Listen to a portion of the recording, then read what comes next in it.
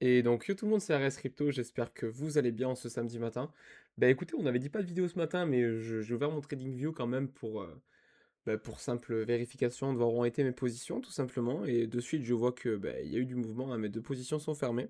Donc on va regarder ensemble ce qui s'est passé, et on va en profiter du coup pour faire une petite explication du RSI, qui est juste là. OK, qu'on se sert souvent et que j'ai pas pour l'instant expliqué. Donc on a expliqué Ishimoku donc samedi dernier. Je vous invite à aller regarder la vidéo si ça vous dit. Et on parlera du RSI aujourd'hui. On parlera pas des autres monnaies parce que c'est pas la peine, tout est fermé. À la limite, si je reprends une position, lundi, j'aurai certainement pas de vidéo parce que je suis en déplacement encore. Par contre, je pourrais facilement envoyer les infos si je prends des positions dans mon groupe ou sur X, il n'y a pas de souci. OK.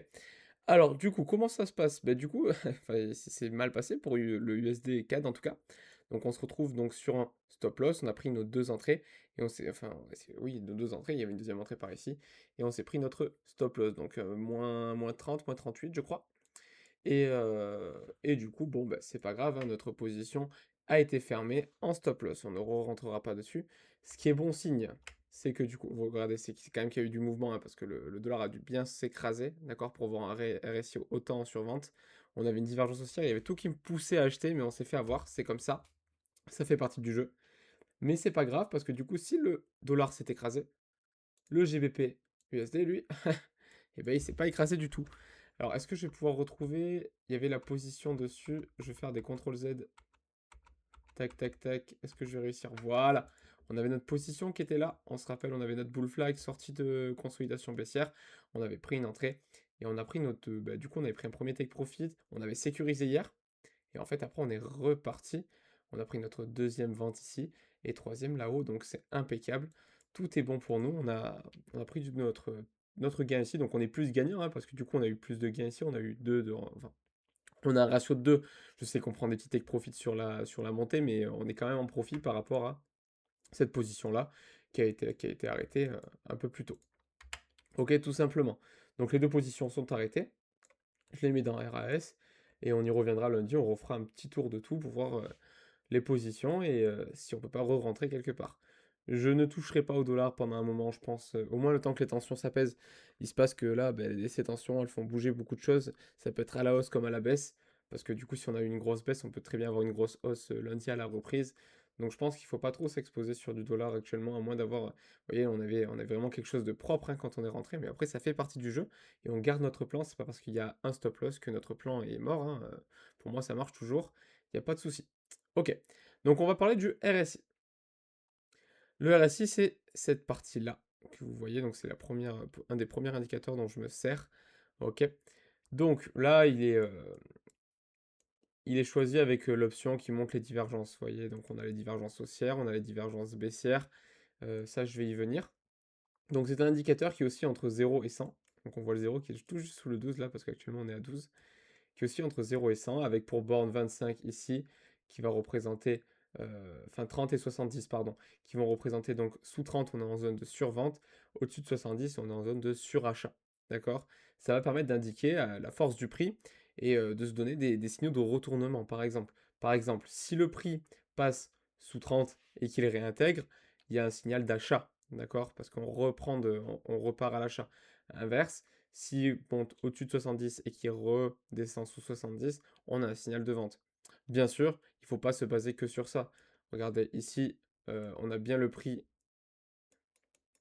hop, on a bien le prix qui monte au-dessus de 70, qui descend en dessous de 70. C'est sur cette bougie-là, on a un signal de vente qui nous emmène jusque-là. Mais même jusque-là, si on continue, si on garde la position. Donc on a un bon signal de vente. Mais à corréler avec d'autres indicateurs. Là, on est en forte tendance haussière, on le voit.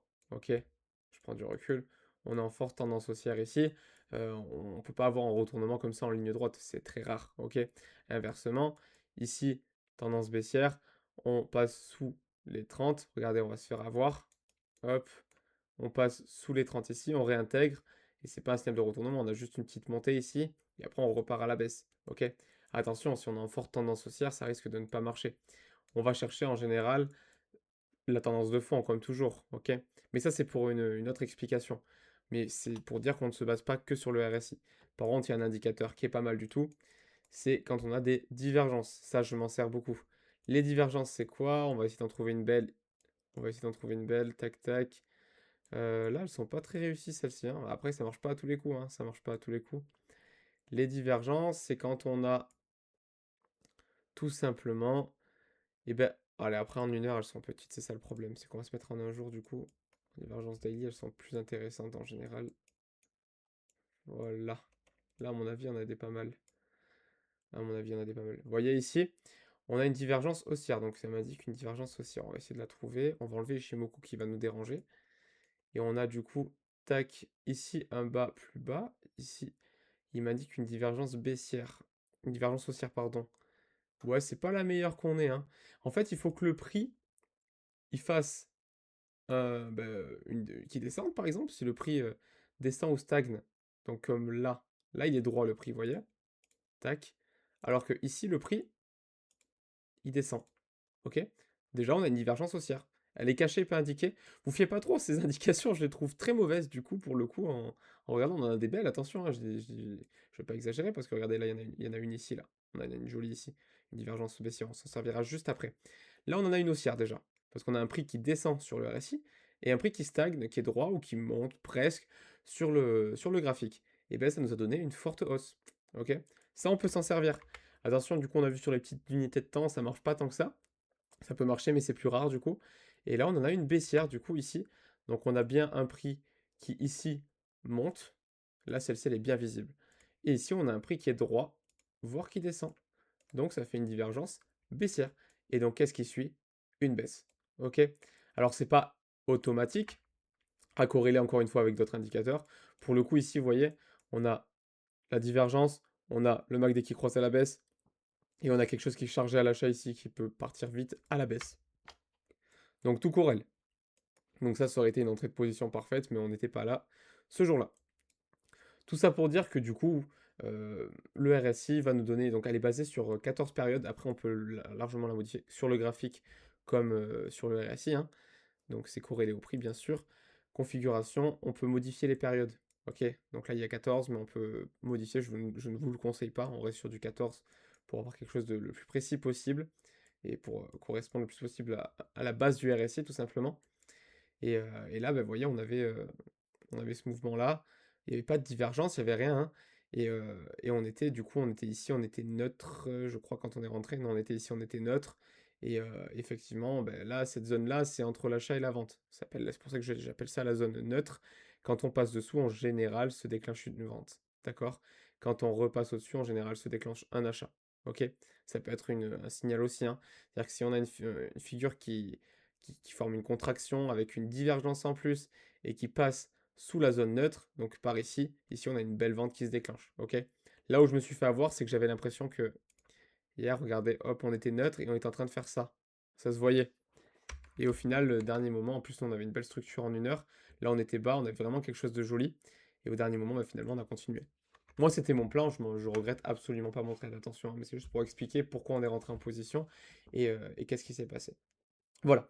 J'espère que bon, vidéo très courte, hein, du coup, c'était juste pour vous montrer ce qui s'est passé, pour rien vous cacher. Petite explication du RSI, j'espère que ça a été clair pour vous. Je vous souhaite un très bon week-end, profitez de ce moment où les marchés sont fermés pour sortir, respirer. Et on se retrouve, bah, du coup, pas lundi, mais mardi sur les graphiques. À très vite. Ciao, ciao la team.